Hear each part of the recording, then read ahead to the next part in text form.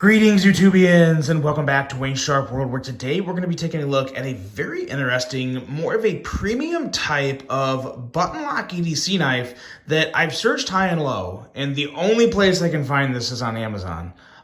Couldn't find it at any retailers, so to the best of my knowledge, this is only available on Amazon, and it happens to be probably the nicest premium pocket knife I have found that is exclusive on Amazon. And this here is the Remet WD-107. Now, once you get past the name, you get into a very, very nice knife that I have a lot to go over, and we're going to do all that here in just a second after some overall specs on this knife right here. What we are looking at is an overall length of 7.92 inches, a blade length at 3.28 inches, and a blade thickness of 120 thousandths. Blade width on this guy is 1.04 inches with a blade material of a very nice and premium M390. And they even specify the heat treat on this steel, which you don't see a lot from some Chinese manufacturers. This is 59 to 61. We'll talk more about that when we get to the blade.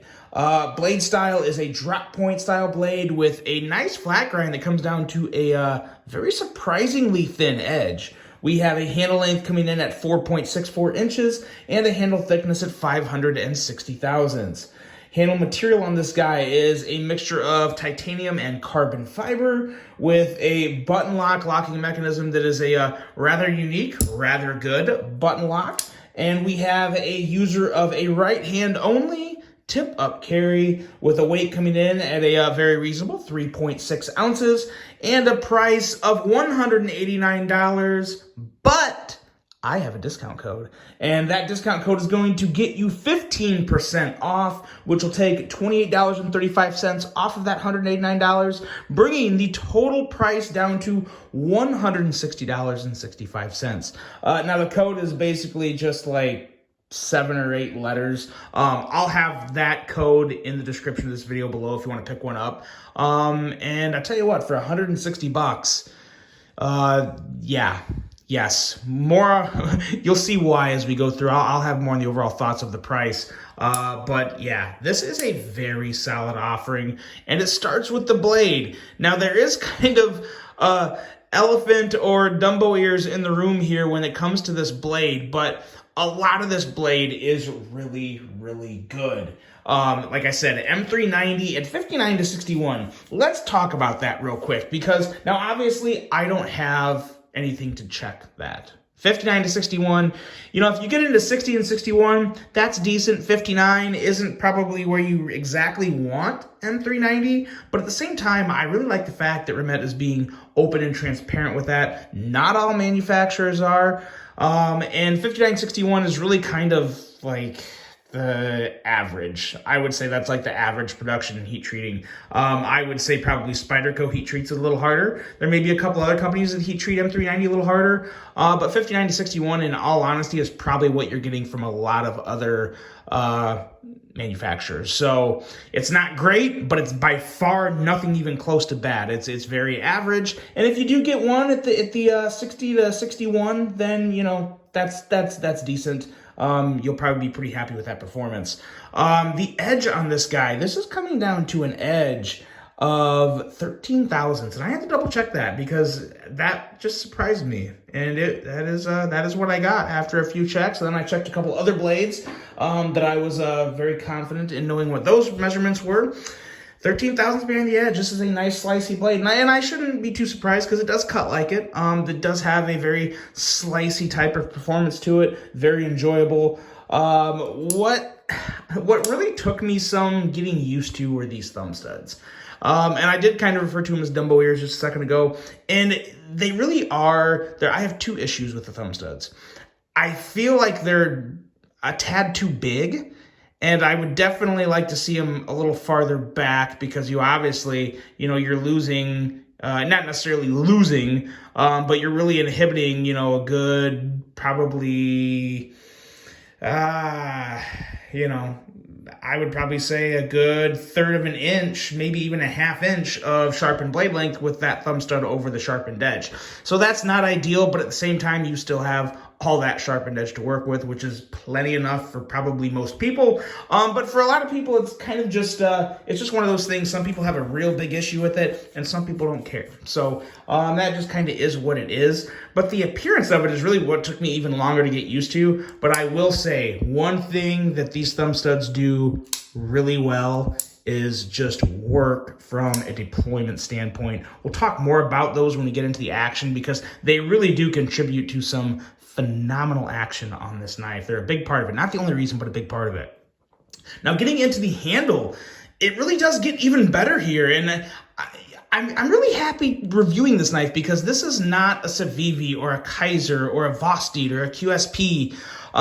This is a brand that I've only handled once before, and it was like a $40 budget knife. So to get something more on the premium side and get results like this, very nice milled titanium, very, very nice smooth shred carbon fiber that has just a really nice sheen and look to it. There's no pitting or flaws in it.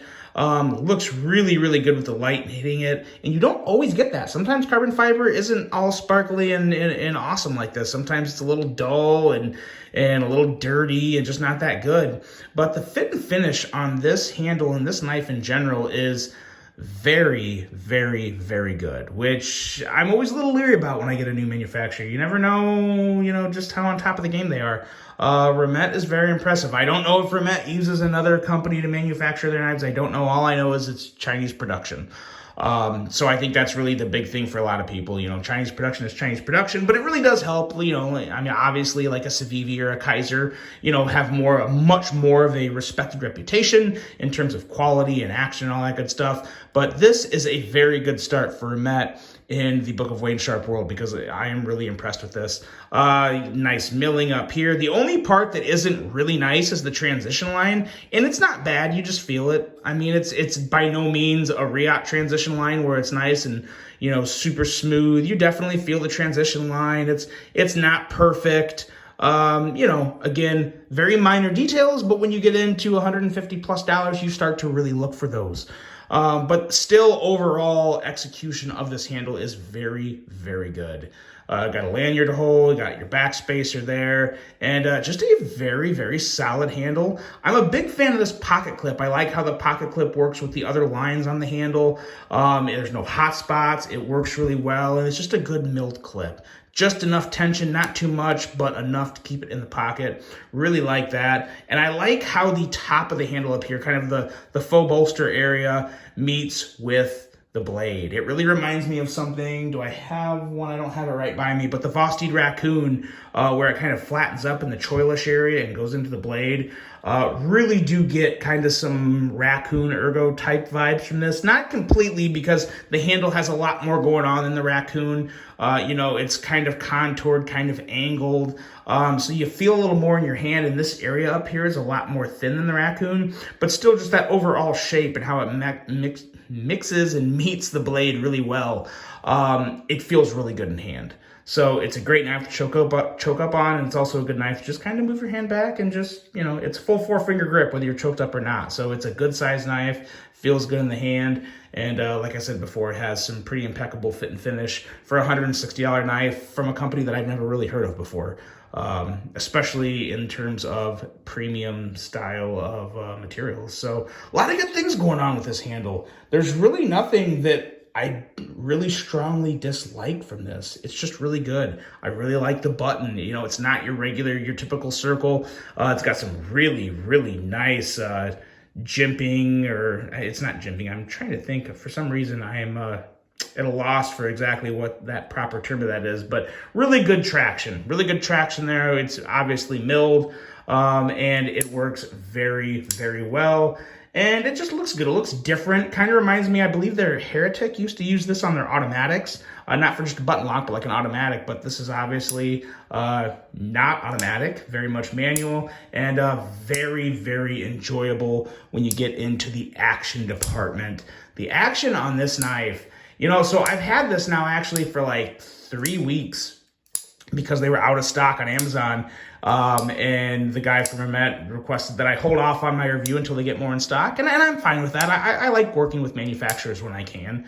You know, I have a schedule, but I also like to work as well as I can with other people's schedule when they're sending me products to review. So with that being said, this is in stock. You can order it and you can get that 15% off. But I'm glad I wasn't able to review it right away because this one took a few days to break in. And I think the reason it did was because if you look back here, obviously this has been in my pocket and everything for quite a while now. So you're going to see some lint and some hair and stuff. That obviously the knife did not come to me like that, but this is from pocket time. But you'll probably see some grease in here. And the type of grease they used to kind of lube everything and keep it protected and clean and keep the action smooth, I think the grease was a little too heavy. So, you know, obviously I've been using this and fidgeting with it a whole lot. I think once I kind of cleared out the trap from the grease that was in there is really when this smoothed up for me in the best possible way. And I will definitely be disassembling this and cleaning it and just putting in some KPL. But first of all, the detent. Very, very nice detent. It's not too crisp or too strong. It's somewhat of a soft but firm detent, which works really good with these thumb studs and the overall action of this knife. The actual touchiness of the button in terms of what it takes to actually disengage the blade is very much on point. That's dialed in. I really do enjoy using the button lock action on this. Whether I'm opening it or closing it with just the button. It's hard to do with the angle because I'm kind of holding it, but obviously if I just had it just, you know, whips out like that. Very nice to do with the button, but when it comes to a button lock, I really don't like to use the button a lot to deploy my blade anyway. Obviously I can do it, it's kind of whatever. I like to flick, whether it be with my thumb or with my middle finger. And what these thumb studs do a really good job of, even though they do look kind of big and they are a little farther up on the blade than I would like, they stick up just enough in relation to the handle to where you don't need, I mean, here's my fingernails. This is my thumbnail or my middle fingernail that I'm using to flick this blade open. You don't need a lot of nail because there's just enough sticking up over the handle to where it's really a pretty effortless middle finger flick. And it's very, very fidgety because it's just so easy to grab. And then the thumb studs obviously work really well for the thumb. And it's just a very, very, very smooth knife in general. It's only going to get better when I put some KPL in it. So really impressed with the action and the overall execution of the button lock. As you can see, you have a nice lockup with the button plunge in relation to the blade. And yeah, you are good to go there. Blade centering is, would you call that perfect? I feel like I would call that perfect. It's plenty good enough for me if it's not perfect. No blade play, whether it be side to side or back and forth. Very solid, just a durable, solid knife. And for a company that I've heard very little of and never handled a premium build from, I'm really, really happy with it. Even though the thumb studs may provide some, not operational issues, but just visual issues for me, from an operational standpoint, this knife is extremely smooth, absolutely on point from an action standpoint. The blade is nice and slicey, and for $160, guys, this is going to compete with just about any premium build out there, especially when you're talking titanium carbon fiber M390.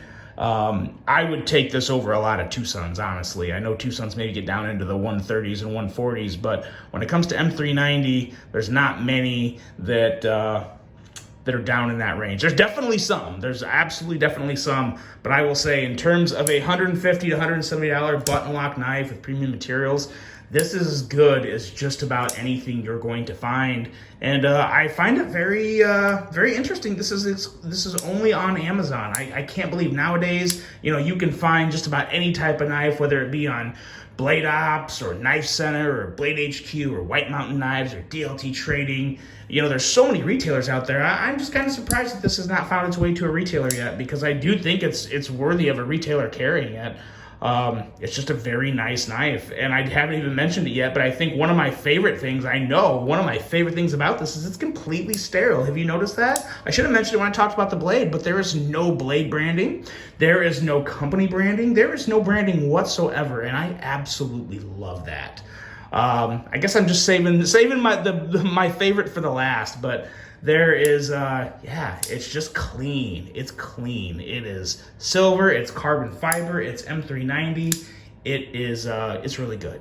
It's really good for 160 bucks. It's a very enjoyable knife, and I gotta say, I wasn't this thrilled about it when I first got it, and it's really kind of just worn in on me, and I really do enjoy it. It's one I plan on hanging on to for a decent little time. Definitely gonna get more pocket time and enjoy the blade and just really, man, just fidget with it, because it is a very, very good fidget knife, worker knife, whatever type of knife you want it to be. The Remet WD-107 does a pretty damn good job of it. So let me know what you think of this review, guys. Let me know if you've handled a Remet in general, if you've handled this one. If you haven't, now is a good time. 15% off, $160.65 for this. Not too shabby at all. Really hope you guys enjoyed this one. Hope you have a great rest of your day. And until the next one, I'm out.